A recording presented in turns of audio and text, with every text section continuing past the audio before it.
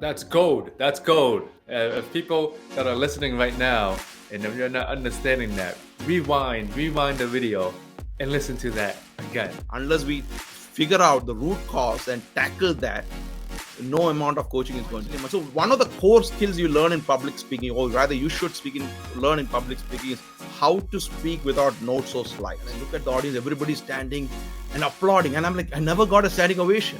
They said, don't worry, we give a standing ovation to everybody who speaks at the organization. So it's not about you. The topic of today is helping people go from fearful to fearless as speakers. Well, how do you think one can do that? How do you think one can go from being very nervous to being a very confident speaker? No, the number one thing to remember is to set the expectations, right? So I always say, as long as you can speak, you can become a public speaker. So that first step is the essential key to get started, right? To know that you can be a public speaker, that's the very first step. And I will leave you at that. Okay, so you probably heard from other speakers on the topic, but it also important to understand the root cause of the fear, because a lot of the coaching that happens at a very superficial level to have quick fix solutions. So even for me, right, I can bring somebody on stage and make them speak, but that's a temporary fix. People can do that, but the core thing is, how do you overcome your self-limiting beliefs or your programmed behavior? And to do that, one thing you have to do is to do some deep diving into what the root cause of that fear. And once you and until and unless you tackle that, it keeps coming back. It can relapse. It keeps coming back. Actually, when you ask this question, one of the reasons I was thinking, what do I focus on? I remembered a guy I know. It was many years ago when I was just starting in my leadership coaching journey.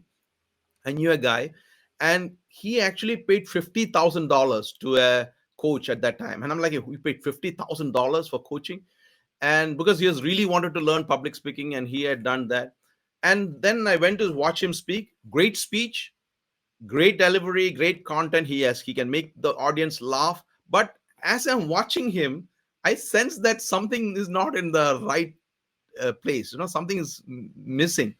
So I asked him, it looks like there's something that's troubling you. As your speech is great, by the way, your speech is great, but it looks like something is troubling you and keeps showing up as you speak. Because my interest is in people watching. People watch people's body language and non-verbal signals.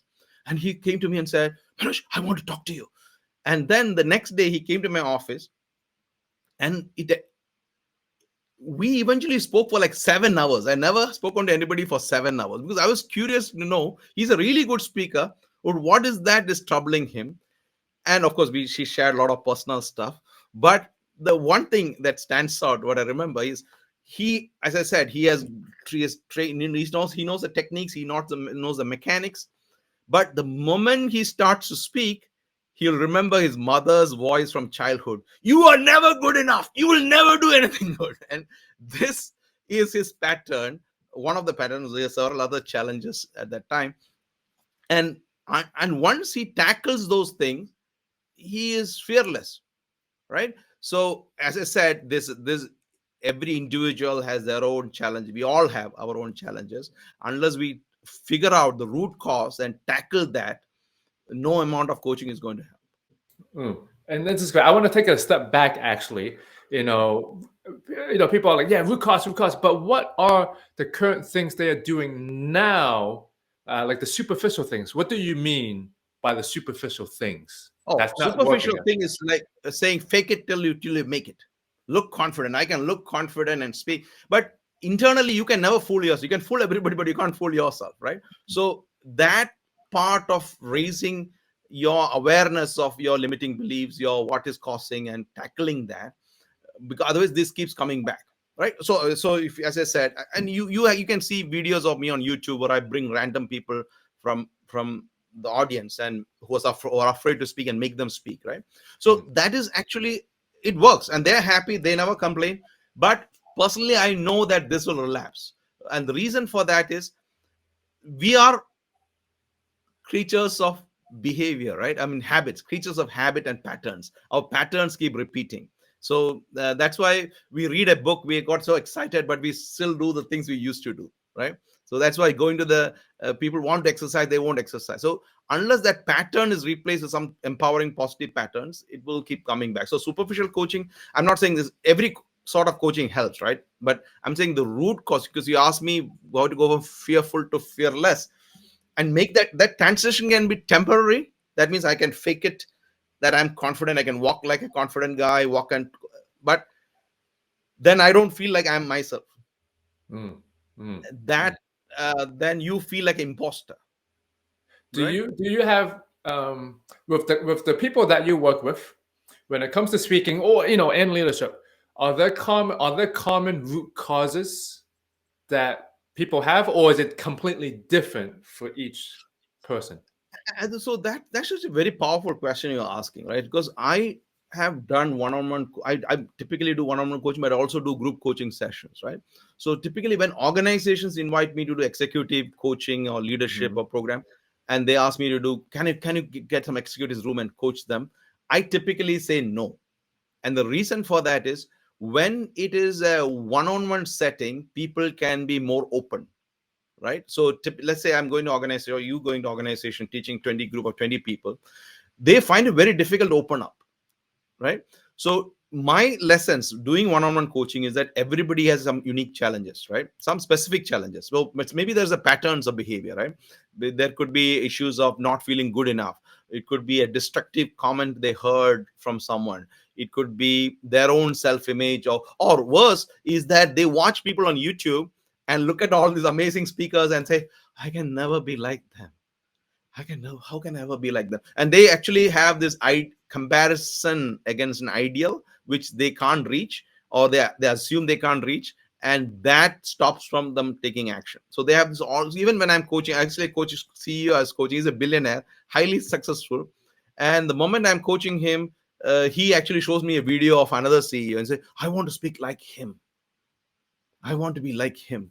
And so what happens is, we all have certain patterns. As you say, there could be some common patterns, feeling not good enough, or comparison, or some stories we tell ourselves, or some past trauma or setbacks. Like, I have a guy from the UK, and the reason I mentioned he's the UK, he can speak English better than me. Okay, his English is really good, and he is a very good networker. He has a lot of friends. One day he came to me for coaching, and I'm saying, why are you coming to me for coaching? I should come to you for coaching. You're so good. So no, no, no, no. He had some official meeting, which is like a conference, and they were sitting in separate tables. And since he's a good speaker interpersonally, a great interpersonal skill, the table nominated him to represent the group, to share the findings of that group. And he was good. He said, I can do it. He stood up, and suddenly he had this immense sense of fear. And because the first time he is hearing his sound on the speaker, so he can hear his sound. It's like I had this fear, and he said, Manoj, I need to overcome my fear of public speaking, and I'm getting married in few weeks, and I need to deliver my wedding speech, right? So sometimes, unless and until we get a setback or get into some situation, we don't realize what is our problem. So it also varies from different people. For this person, I really never thought he would have any fear, because he's probably the most fearless guy I've met. But Uh, internally, he had that fear, and which was waiting for opportunity to bring up. And if you notice, like 1 second before he stood up to speak, he was perfectly fine, and his table nominated him to speak, because he's a really good guy to speak. Okay, mm. but the moment he spoke, and that voice that came from the speaker triggered all that subconscious patterns, and just came up. And the only reason he asked for help was because his wedding was coming up in a few weeks' time. When now all his fear kept bubbling up of the anticipation of the problems he will face, embarrassing in front of the Yeah. crowd and his bride and all that. Yeah. Well, I want to ask actually about you. Did you have any limiting beliefs with speaking that you don't believe in anymore? Did you have any limiting beliefs with speaking that held you back? Oh, I had a lot of limiting beliefs, and I probably still have limiting beliefs in various aspects of my life. Yeah. So the journey of that discovery, right? So Mm. I'm way more self-aware than I used to be. Okay, way more self-aware of myself than I used to be, because as a child I already knew the need to speak up, but I also had some setbacks which I don't want to talk about it now, but I basically situations where I had to speak up and I didn't speak and things like that. But without going to me so much, didn't think that I can learn public speaking. I never thought. But once I started hitting broad blocks, and as because I was working in organization, I was working in multinational companies as a consultant, and in that role I had working with people from some 46 or 50 different nationalities, because we are in the same building, different nationalities. And as I said, I was always been a people watcher. I like to watch people. And I also see that, then I realized that no, if unless and until I speak up, I have no chance in this world, especially if you stand up for something. Unless and until you speak up, I always say competence is important, but confidence is paramount, right? So one of my limiting beliefs was, oh, I need to get more qualification, I need to get an MBA. And I did get an MBA. But those are not what's important. And this is the trap everybody goes into, right? There are people who learn, let's say, engineering or some technical or analytical accounting, anything. And then suddenly they get into the organization and realize, oh, I'm getting stuck, but maybe I should get an MBA. And they go for an MBA, very expensive MBA, but that doesn't solve your problem. Because unless and until you solve that confidence issue, which is, as I said, competence is important. I'm not saying education is not important, it's important. Competence is important, but confidence is paramount. And the element of finding confidence is continuously evaluating what is stopping you and getting help. For example, I had a belief that because I started my own consulting lead. I was working I was working as a management consultant for PricewaterhouseCoopers, and working for many clients around the world. But then I started my own consulting. Then my limiting belief is that I can't sell, partly because I can't speak up, I can't network, I can't lead, I can't influence. And my belief is I can't sell. And unless I sell, I can't run my consulting firm, right? So initially I had success in closing deals. Then suddenly I had this limiting belief that maybe I can't sell. So that one decision I took at that time was, I went to a guy and who is my insurance agent, and told him, can you teach me selling? Because you are very great in selling. I am not. I'm totally sucked at selling, right? So can you help me? And he helped me. And I'm like, my God, it's so simple. You're not selling, you're solving people's problem. And of course the techniques of this. But see, the mindset shifts. We always have beliefs around how things should be, how things are. We have perceptions about people, about their social status, about the upbringing. So I was coaching a lady. She works for Apple, and she's very young. She's about 25, and she came to me for one-on-one coaching. And one of the things she said is, oh, I'm not effective because everybody else has an MBA. I'm like, that should not matter. No, MBA doesn't change your confidence. But it's, and then to tell the story fully, and I asked her, what do you want to become in 10 years time? Or what do you want to become? What's the best role you want to take in Apple? And she said, maybe in 10 years time I want to be the director, right? And so and I said, why only the director? So that is because she is limiting herself in that, okay, that's a maximum. And she said, oh, that's going to be a long journey, 10 years to be director. Maybe I can be. Then after 2 or 3 coaching sessions, she comes to me and says, okay, so what are your future plans? Oh, now I want to be a CEO of Apple. So the thing is that nothing changed. She didn't go for MBA. She didn't learn anything new. So likewise, we all have perceptions about how much we can grow, what we can become, and then why we can't become that. So identifying those limiting beliefs is the root will help us to overcome. And sometimes there is very good reasons to believe those beliefs. Sometimes there's very good reason. We tell our own stories. Yeah. Now, when we say, we're talking about limiting beliefs, the root cause, are there usually one? Are there 5? Are there 3? Are there a bunch root causes? What do you like? How many root causes? No, that's a good thing, right? So I don't want to take too much of your time, but let me share with you one quick story, right? There was a guy who wanted to be the CEO of a company, right? And he's 2 levels below. And I asked him, why do you want to become the CEO? And we dig deeper. It turns out some random story from childhood, which we totally do not expect, that triggered an inner feeling. And basically, actually was a limiting belief that he is not doing enough for society, right? He is not doing enough for society. And he believes if he becomes a CEO one day, he can solve problems in society, right? So once you dig deeper, it could be multiple, but there are certain memories that is like etched in our, so certain scenes that's etched in our memory that keeps repeating. So now memory has two parts, right? Memory is what happened, or what, or our version of what happened, and then we give meaning to that memory. We say, oh, this happened, that means I'm not good enough, or I'm not productive enough, I'm not successful. So one aspect to answer a question is there can be multiple scenes imprinted in our mind, but there are certain scenes that keeps replaying in our mind. So that will be the more dominant one. There could also be dormant ones, right? We all Mm. have things, but the whole idea is our life is full. We are all work in progress.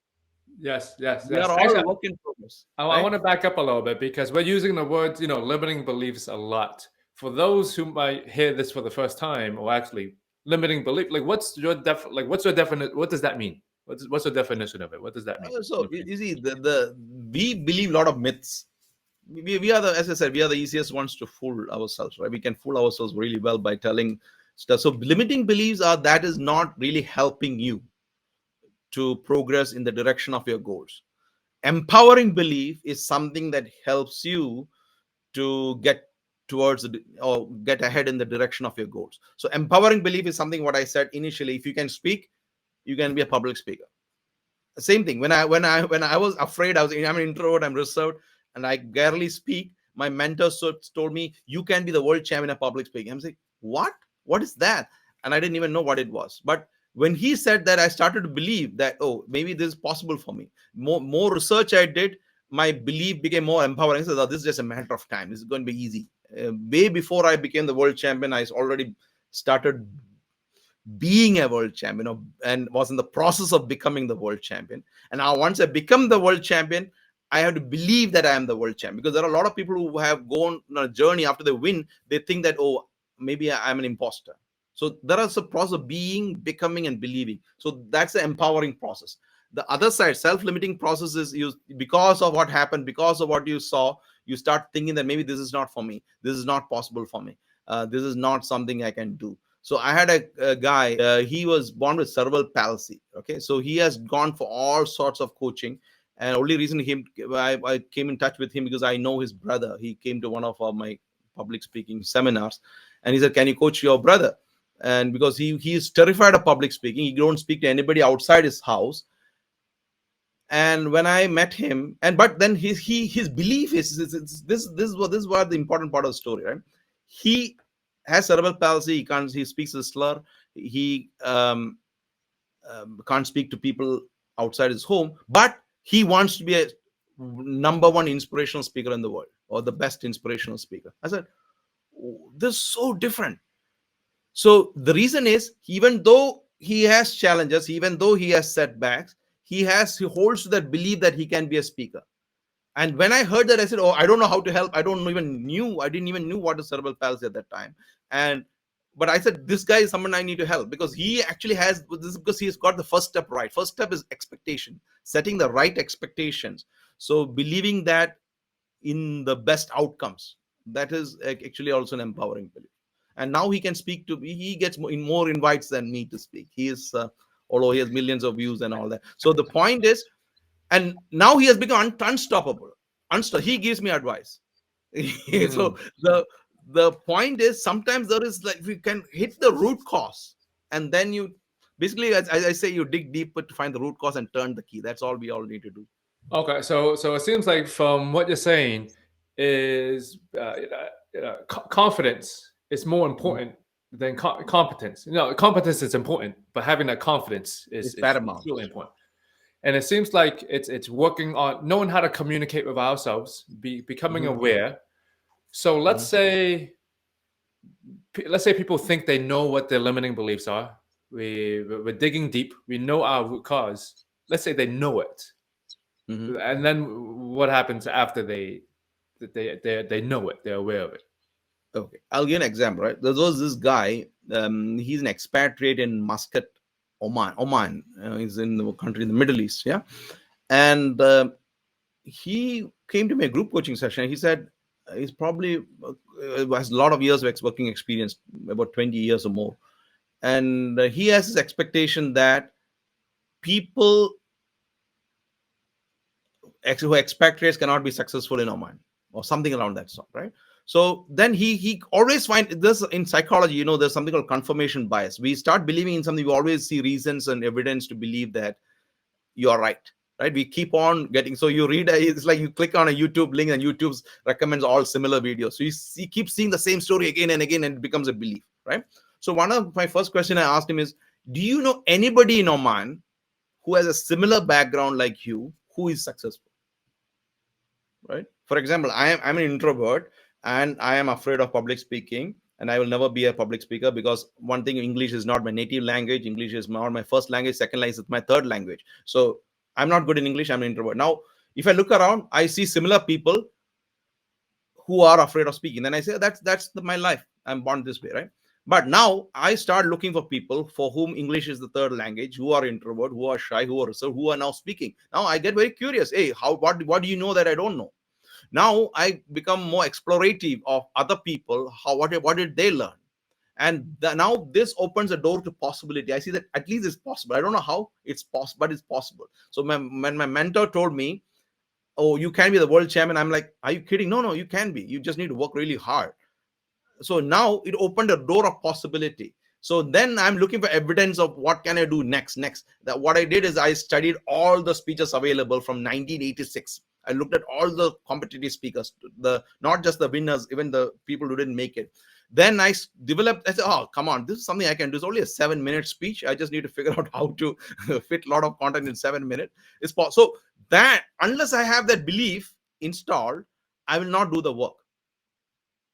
Am I making sense? So unless I don't see that's a possibility, I'm not going to put in the effort. I put hours. When I say study speeches from 1986, it is a lot of work, but I'm enjoying the process because I am like acting according to my belief. And more I do, I have a confirmation bias towards my new belief. That means I see evidence that I'm right or what I'm believing is true. So any belief, you can't really remove the belief, right? You can only replace it. It's like a habit. You can't ever remove a habit. You can only replace the better habit. So if you take that approach, you will figure out that there are ways to do that. For example, when I had opportunities to, I coach people from all walks of life, different levels. But when first time I was invited to coach a billionaire, he's a very successful entrepreneur, and I'm like, I have to normalize that relationship to speak at that level. Even more recently, maybe 2 years ago, I was invited to speak in a conference in Dubai. It was a CEO conference, okay? CEO conference. And I am the opening keynote speaker speaking on leadership. And right before the speaking, one of the CEOs, he's a billionaire, he comes to me and says, Manoj, I watched you on YouTube. I'm like, really? Yes. But then my thought process is going, and I'm just being very open here, right? My thought process is going, Manoj, these guys are so successful. They're more rich than you. They're richer than you. And you are going to tell them about, teach them leadership. These guys are running multi-billion enterprises. You are the opening keynote speaker. And that, honestly, that thought came to my mind. I said, what qualifies me to speak to these guys? Now, this is a pattern that's coming back from my past where I believe, oh, this is too much, I'm gone too much. So I have to interrupt that pattern. So I have to reframe and restate that memory to provide a new meaning. Say, of course, who else can they learn from? Okay. And but also to say, I'm not going to teach them anything. I turn the word, I'm not going to teach these people anything. In fact, one of these guys I was opening keynote, but there was another guy who spoke right before me, who was a very highly successful entrepreneur. He said, oh, he started his speech by saying, I can't speak like Manoj, but let me tell you, I'm like, dude, you're way better than me. But we all have that patterns coming in our lives. So one of the things I restated is, I'm not going to teach them anything. I'm just sharing my experience. I can be right, I can be wrong. If I'm wrong, I'm willing to learn. If I know right, I'm willing to share. Oh, I connected so much better. Really did very well compared to me saying, guys, look at me, I am going to teach you. That will not help. Yeah. So I was acting more in line with my belief system, whereas I'm here. I went through my life, learned something. Now my opportunity to share. Yeah, and this is I still make mistakes. I'm sure in this session also I made a lot of grammatical mistake, pronunciation errors. Doesn't matter. Yeah, and I'm sure no one noticed because they're just engaged with what you're saying. I know I got a smile on my face the whole time you're speaking. So So, what about this? So, what are some beliefs that great speakers have that us normal humans can adopt, right? Oh, very simple, very simple. So I always, there are three milestones in public speaking, right? The first milestone is me. Me is I when I this is where most people start, right? And so me is when you are saying, I'm speaking now. How do I look? What will this kid guy going to ask me the question, right? So, oh, is my head shining enough? Is my dress okay? Is my fold fine? Okay. So I'm more worried about me. This is where the fear is the maximum, and most people are at that state at this milestone, and that's why they will never learn public speaking, because they're always so worried about me. Okay. So then the next milestone is message. Message is you want to say something outstanding. There are so many speakers in this panel, and I'll come with, I want to say something that nobody has said before. I want to be this. Everybody should say I am the best. So now again, there's an element of me. I've not left myself out of the grip of my ego, right? So me and message. Now there's a third milestone, and if you can get to that milestone, what you can do, you can connect with anybody you speak to. And at this milestone, you have gone beyond your fear. There is no comparison, no ego, no inadequacies. So you feel like I'm here because, and by the way, this third milestone, I call it messenger. So me, message, messenger. When you're a messenger, you come here and share for the benefit of the audience, fully knowing that somebody will like you, somebody will not like you. And because if we look throughout history, the people we admire, the priests, the philosophers, the experts and leaders, prophets, all these people appear as messengers. And that's for a reason, because they're here, they're not building themselves up, they're not even building up the message, they're here to deliver the message as a gift for people who want to listen to them. And then because they know when you care better, you connect better. And if I answer one line, don't be a speaker, be a messenger. Oh man, Manoj, that's gold. That's gold. If people that are listening right now, and if you're not understanding that, rewind the video, and listen to that again. So moving from me to message to being the messenger. That's right. Well, how do you do that? How do you, I know it's a big topic, but Yeah. how do you go from As one I to said, another? when you look at, so people ask me, when I became the world champion, people ask me, oh, what's the secret to become the world champion? So and this is one thing I learned, right? By discovering and revisiting my journey, the key is mindset. So when I say be the message, the mindset shift you need to adopt. So you come up on stage and say, guys, these guys, I'm here to help these guys. And or maybe some kind of rewiring mechanism where you start to believe that no, my role here is to make a change or share this information for benefit of this audience. So your focus, everything you do is focus on what impact. So I always say there are three questions you ask before you start. One is, what is the return on time invested for your audience? So that means if you are speaking for 1 hour and there are 1,000 people in the audience, they are investing 1,000 hours in you. Can you give value? So say something of value. Second is, what's the proof? Whatever you say, make sure you have backup, you can prove. So that reduces the fear as well. The third is, before you start your speaking, everything you say, you look at what is your funda. That means after listening to your speech, what do you want your audience to feel? What do you want them to unveil? What's the new thing they can learn? What do you want them to notice? What do you want them to do? And what do you want them to achieve? And whatever you say, show, or do is 100% aligned to the funda, and not about, not, see, if they connect with you, they like you. And the only reason they connect with you is because you cared for them. And to care for them is to best make use of that time allocated to give as much value as you can. And still there may be some people who doesn't like you. That's fine. But at least you, by sharing what you stand for, sharing your values, sharing your message, you notice that people start to come out of the shadows looking for you and to join your mission, right? So that shift in mindset is the key to become a messenger. So I am here to deliver a message. I got the opportunity to do this. I have something to share. I have helped people in the past. I can probably help somebody else and share and enjoy the applause. Maybe you don't even get the applause. Okay. I still remember the first time I got a standing ovation. Okay. I delivered my speech and turned back, and I was getting my stuff back, and I look at the audience, everybody's standing and applauding. And I'm like, I never got a standing ovation. They said, don't worry, we give a standing ovation to everybody who speaks at the organization. So it's not about you. So sometimes That's good. So sometimes we do that. I think it's a Craig Valentine who was a great line. He said, "Don't speak for standing ovation, speak for standing invitation." That means you always Oh. get an invitation, right? So you get invited back, and I think that's the thing to live up to. Okay. What I want to do is spend a few moments. I want to give us or give you some situations Okay. that people get into. Do you think you can tell us how the me thinks and how the messenger thinks, or or people with the message? Okay. Mm-hmm. So let's Go say the ahead. situation is someone who is about to speak.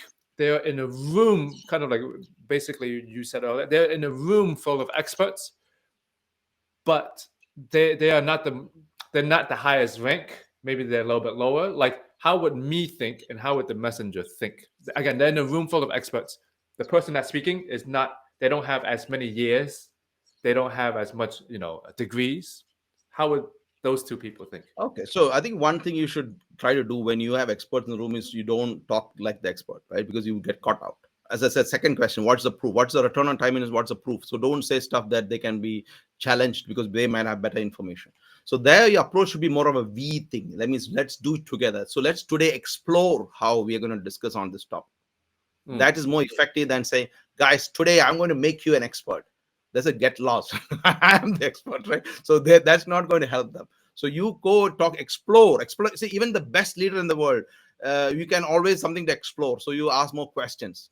You ask them open-ended questions, make them answer. So you be more like a facilitator of sorts. And you can be a facilitator of almost any topic because you're as a facilitator, you ask him more questions than making a profound statement. So that could be a mistake to try. See, trying to be something you are not is the recipe mm, for failure. mm, that's Like good. the Okay. billionaire, the CEO conference. If I go and tell them, CEOs, let me teach you how to make another $1 billion, there's a get lost loser. So they know you don't. So that's not going to work. But if I say, how can you be more effective in your team building or making your team more? So that is more open for discussion. Okay. Here's another situation. What if my mind goes blank when I'm Yeah, if speaking? you might. So again, this has happened to me before. I want before I became world champion. I witnessed this. There was a world champion speaking before me, and I was a bit terrified of him speaking before me because he's the world champion. I'm not the one. And but I noticed that he forgot a line. He actually forgot a line, and then he became very worried about it. So and what I would say, but then the audience started applauding him, giving more confidence, then he continued. I would say if your mind goes blank, it happens to me, happens to people. And in fact, there was a prime minister who told me, who said, no, when the press asks me a question, I go blank. What should I do? I think sometimes the best thing to do is ask a question back to the audience, right? To pause. But one of the reason your mind goes blank is because you're not 100% present. So that's why there are a lot of things you need to do before your speech, during your speech, and after your speech, right? Your how you ramp before your speech, the time before your speech, becoming centering and being present. The other thing is, if it's totally blank, I would say take a piece of paper from your pocket and start looking at it and continue from there. So the again, when you're trying to be something you are not, that's a recipe for failure. So if you forget, you can also be honest. Yeah, I lost the train of thought. Can you ask that question again? Or let's, where was I before? Okay, let me continue. So that is more because this happens, right? There was this guy, actually a senior executive, and I know this guy actually a CEO. He's an entrepreneur, and he was asked to speak at a school. And typically, what happens is these big time CEOs, what they have is they have all this staff taking care of the PowerPoint, the laptop, the slides, everything. He goes on stage. It turns out it was not a keynote presentation. There was no keynote for him. And now he's in front of like 300 teachers. They say, okay, speak. He said, Manoj, I went blank because I'm not prepared. I didn't know there was not a keynote. There was no PowerPoint, nothing. What should I do? And the honest truth to do is just tell the truth. Just tell the truth. Sorry, I thought it's keynote presentation. I have not prepared anything. Why don't you ask me a question? I'm happy to answer. So you have to improvise. You have to be in the moment, right? And also, again, that's a messenger technique, not a me technique. A me technique, you will try to wing it and you mess it up and you feel bad about yourself. You probably never try public speaking again or blame all your staff. The key thing is any audience you speak to, you can create content by asking questions. Yeah.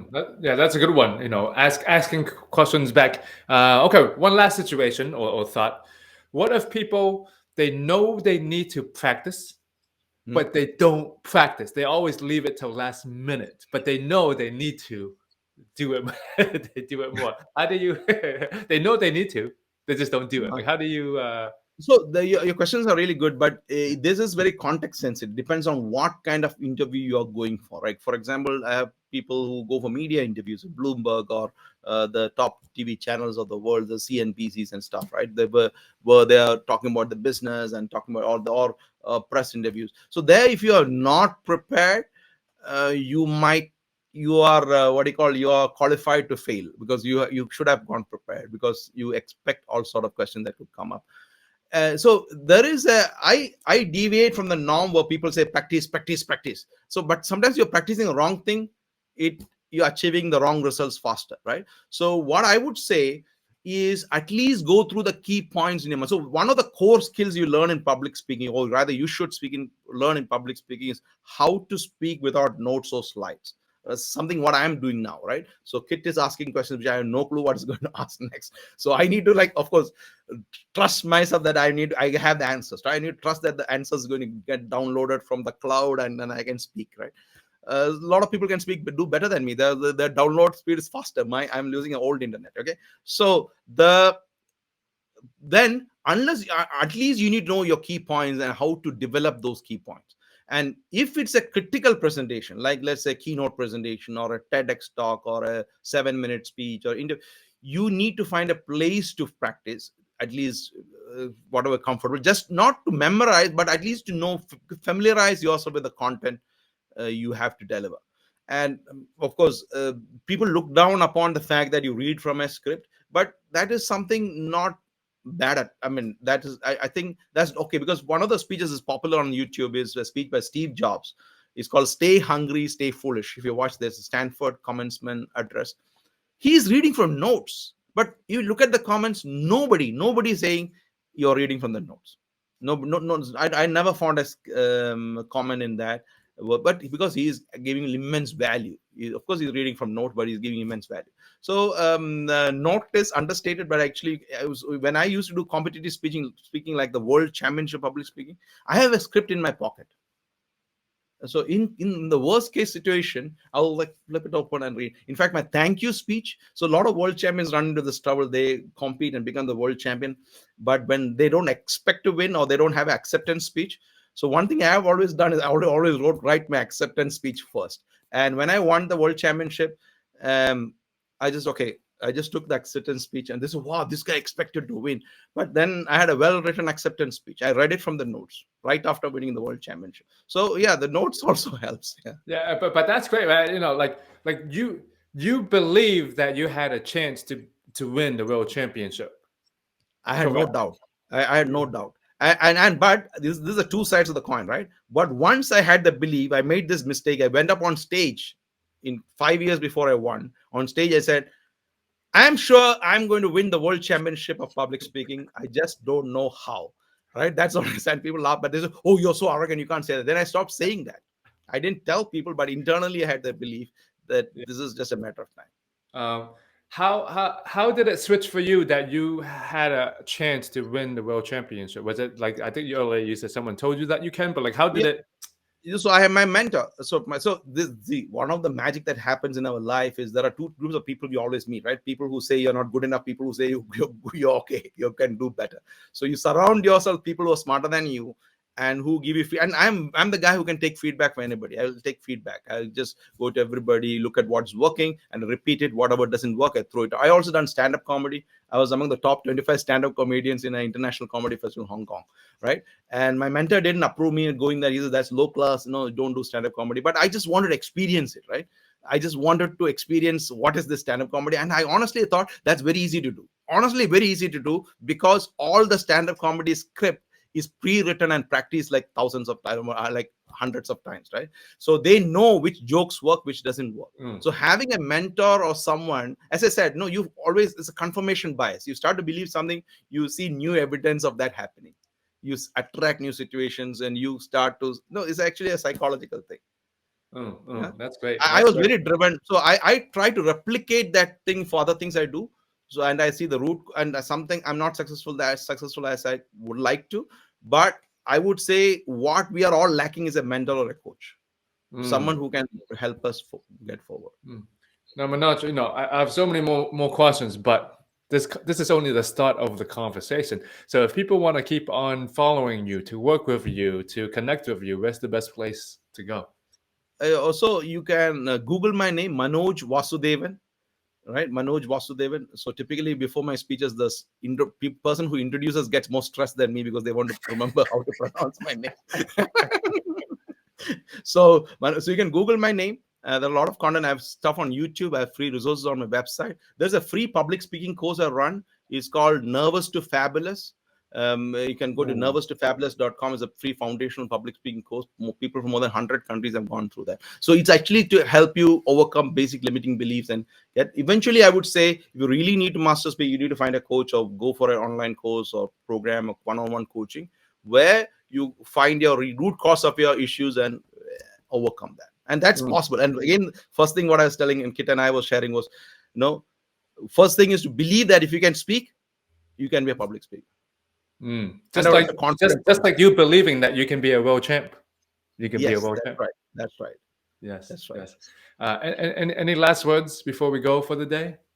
So as I said, competence is important, but confidence is paramount, right? So I just want to add one part of the belief. Belief is good, but you have to be open to feedback as well. So you not to always do reality check on where you really stand, and of course the path forward. Belief is the first step.